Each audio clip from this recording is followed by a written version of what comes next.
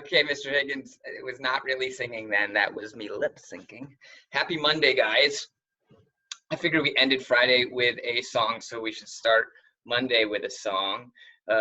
Let me open up today's flip chart.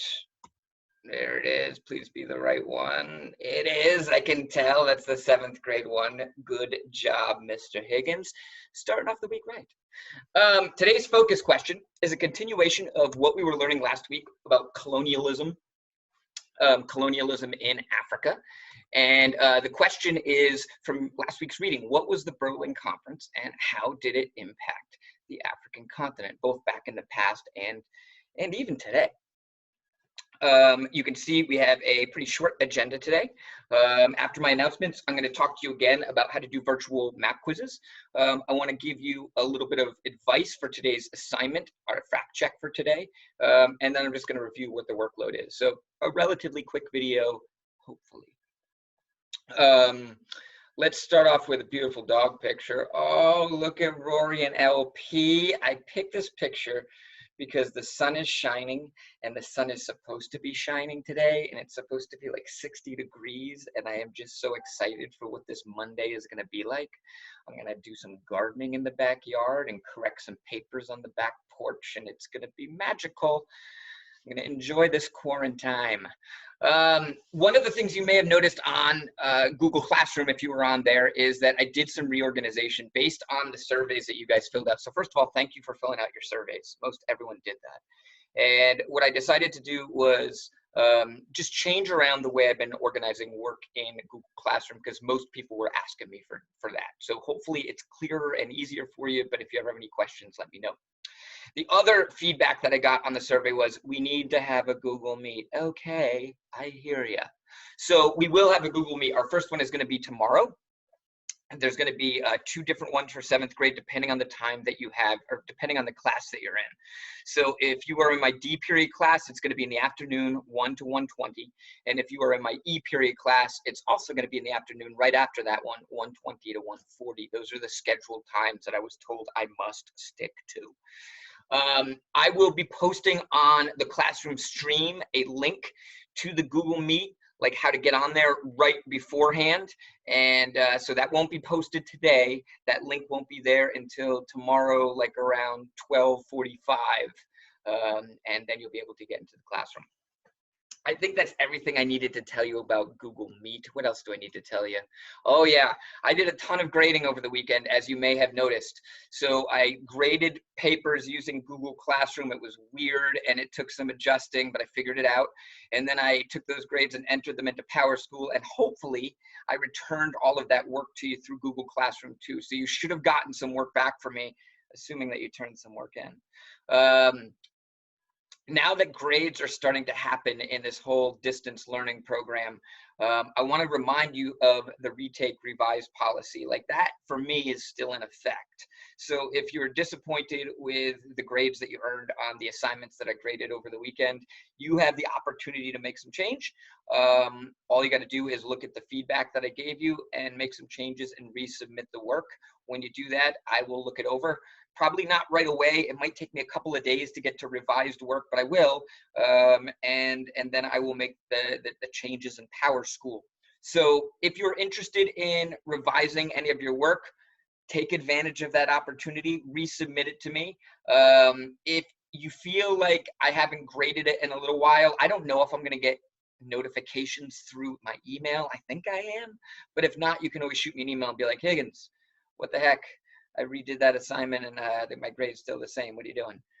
Sometimes I need those sort of reminders. All right, moving right along. Let's get into today's lesson. Oh no, timeout, not getting to today's lesson. Oops. Today you have your 2nd virtual map quiz of the week. This week we are adding a few new places. The 7 countries of Central Africa are the new places on this week's map quiz. So you've already learned the countries of Northern, Eastern, and Southern Africa, and now you're learning 7 more countries. What I would like you to do today is to complete the pre-quiz version of that. So you're going to open up the Google Doc, which is right in Google Classroom. You're going to use the link to go to the pre-made map quiz. You're going to take the map quiz, you're going to record how you did, and you're going to submit this form to me, just like it says down here. Okay? After you have done that, I will look them over tonight. I'll send it back to you, and then tonight, tomorrow night, and Wednesday night, you should be practicing, just taking the quiz over and over again. This week, because we have a short week, we have Friday off and April vacation. What? No, seriously, we do. I just got an email about it. I was totally surprised. So we have school Monday, Tuesday, Wednesday, Thursday this week, and then Friday is a no school day, and then I won't see you guys again until the 20th of April because we have all of next week off. Okay, I'm just doing what I'm told. So by Thursday, and it says this in Google Classroom, you got to turn this, you got to turn in your post quiz to me.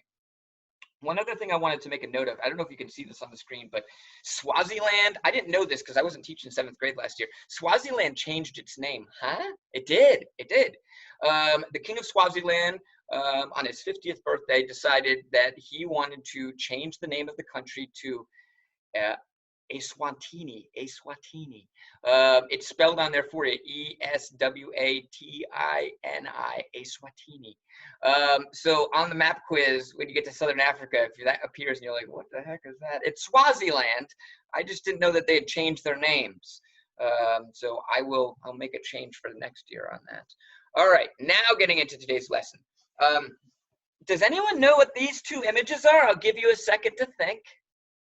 That should have been more than enough time.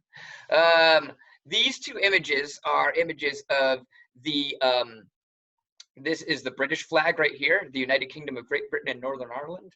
And this is the American flag, the United States of America. And what I want to know is, do you notice any similarities between these 2 flags? I'll give you a second to think. Oh, don't shout out.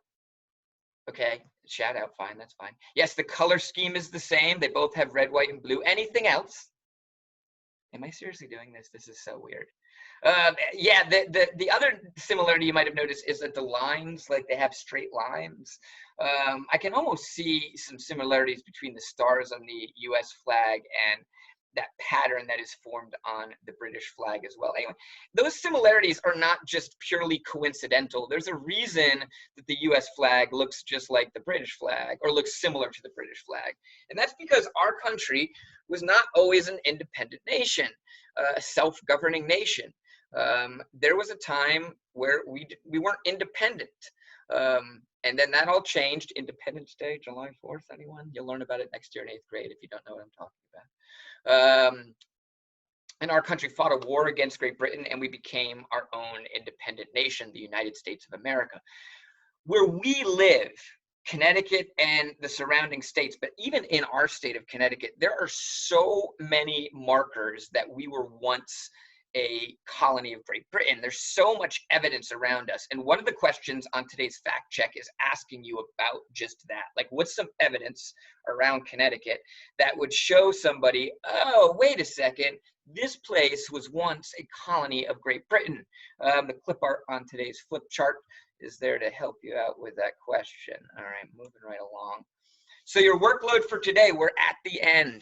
Your workload for today is as follows. Complete the pre-quiz version of virtual map quiz number 2 and submit that to me. Work on this fact check that I assigned you, but the fact check is not due at midnight tonight. It's due at the end of the day tomorrow. That way, during our meet, if you have questions about the fact check, you can ask them tomorrow at 1 or 1:20, whenever your meet is scheduled for. Last but not least, get some missing work done. There are a handful of people who are missing quite a bit of work, and I'm not sure why that is. But emails will be going out to your folks soon. So get that work in and save me the trouble of having to email both you and your parents. And I hope you have a great afternoon. Let's stop screen sharing so you can see the, oh, there I am. Look, I wore my spring tie today. You can't see that because the resolution is horrible, but trust me, it's a spring tie. I hope you guys are all doing well. I hope you get out there and enjoy this gorgeous weather that we're supposed to have. Oh, the sun is shining outside my window right now. And I will see you tomorrow. Tune in Tuesday.